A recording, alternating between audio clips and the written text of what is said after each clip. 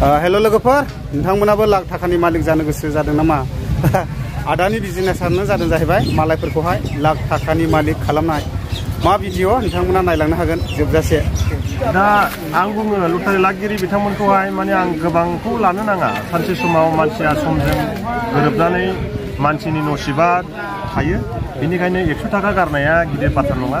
गोबांल' लानो नाङा। मानसिया सोब माबाखौनो लाग्राफोरखौनो आं बुजायो। गोबां लानाङा, जानांगौबा गांसेयावनो जायो। जुदि प्रत्येक समावनो नों जुदि गांसे लाबाय थानो हायोब्ला अब्ला सानसे नोंनाव समजों गोरोबनानै मोजां प्राइस मोनोब्ला गावनि गाव खाफालखौ गावनो दानानै लानो हागोन होननानै आं बिथांमोनखौ बुजायो आरो बिथांमोनाबो लायो आरो। माने गोबां लाब साबसाब लालाबायनो नाङा आरोखि ने? लानो नाङा। खाफालखौ नायनो थाखायहाय गांसेयाखौ लानांगौ जाहैबाय ने? सिगांनिफ्राय लानानै दासिमाव आङो 25 बोसोर जाबाय रानि। आंनि खामानिया जेबो गैया, बे लटारियानोसै। मालायफोरखौ लाख कोटि खालामनाय। औ, लाख कोटि खालामनाय। दा बेखिनियानो आरो। आं गासै खेलाया दङ, मोनबा खेलानि टिकेट दङ। मोनसे 1 नाम्बारा जाहैबाय फैगौ 26 तारिखआव खेला जागोन। बेयो जाबाय काजलगाव ब्रह्म मन्दिरनि। बे 26 तारिखआव खेला जागोन। आरो बेयाव प्राइस दङ। फार्स्ट प्राइस हिसाबै नैबेखिनि नुनायानो बे सुपारानो फार्स्ट प्राइस आरो सेकेन्ड प्राइस बिदिनो बे गारिफोर नुनाया दङ आरो। ओमफ्राय जेनेबा नोङो मा बाजाराव फाननाय जायो लटारिखौ? आङो दा बर्थमान आंनि बाजारा जाहैबाय ओरै हाग्रामा ब्रिजनिफ्राय लानानै ओरै आमटेका, खयलामयला, बागमारा आरो फाथाबारि, धुपगुरि। दा बे जायगायाव आं फानो आरो आंनि बर्थमान आंनि एरिया हिसाबै। ओमफ्राय गोबाङानो लाबाय, जेनेबा नोंनि आखाइनिफ्रायबोथ' निस्सय जाखांखाबाय जानांगौ। जाबाय। ओमफ्राय नोंनि नाम्बारखौ खोन्थाना हरदो दे। आंनि नाम्बारा जाहैबाय 7099473554।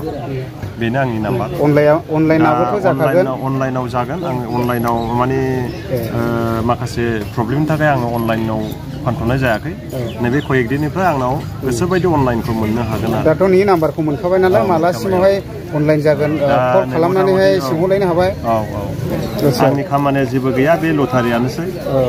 मालायफोरखौ लाख कोटि खालामनाय। औ, लाख कोटि खालामनाय। दा बेखिनियानो आरो। आच्छा, थिग दङ। माने मोजां बिजनेसा। माने गोबां लानो थोनाखै बिथाङा। गावनि खाफालखौ नायनो थाखाय सानफ्रोमबो मोनफा मोनफाल' लानो थिनदों आरोना। ओमफ्राय मालायफोरखौहाय लाख कोटि खालामनायनि जाहैबाय नोंथांनि बिजनेसा ने?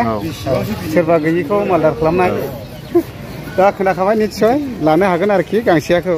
दिनै चिरां जिल्लानि खैलामैला बाजारावहाय जोंना नै आदा रेन्जेना लटारि फाननायावहाय ओरैबायदि आथुर जागासिनो दं। गोबां मानसिफोर बायदों।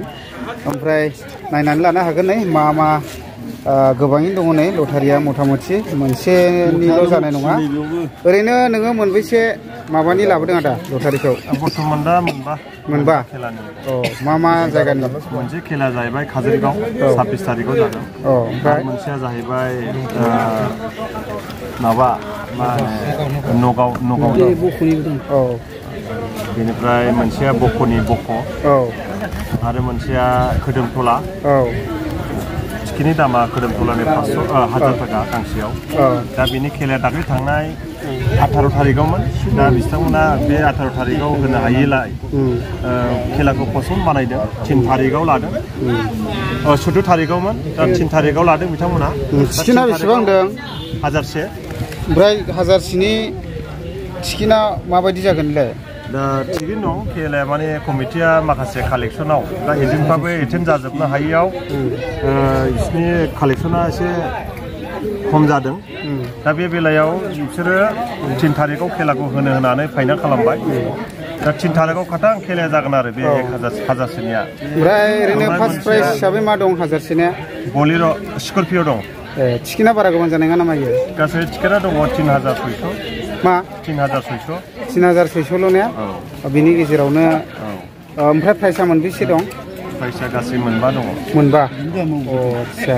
ओमफ्राय जेनेबा माखासे प्राइस हिसाबै दङ स्करपिय', सेकेन्ड प्राइसाव दङ एमफिल, थार्ड प्राइसावबो एमफिल आरो फर्थ प्राइसावबो एमफिल, लास्टआवहाय मारुति एल्ट'। ओमफ्राय माखासे गोबां लटारि लागिरिफोरखौहाय नों मा बुंहरनो गोसो? दा आं बुङो लटारि लागिरि बिथांमोनखौहाय माने आं गोबांखौ लानो नाङा। सानसे समाव मानसिया समजों गोरोबनानै मानसिनि नसिबा थायो बेनिखायनो 100 थाखा गारनाया गिदिर बाथ्रा नङा गोबांल' लानो नाङा मानसिया सोब माबाखौनो लाग्राफोरखौनो आं बुजायो गोबां लानाङा जानांगौबा गांसेयावनो जायो।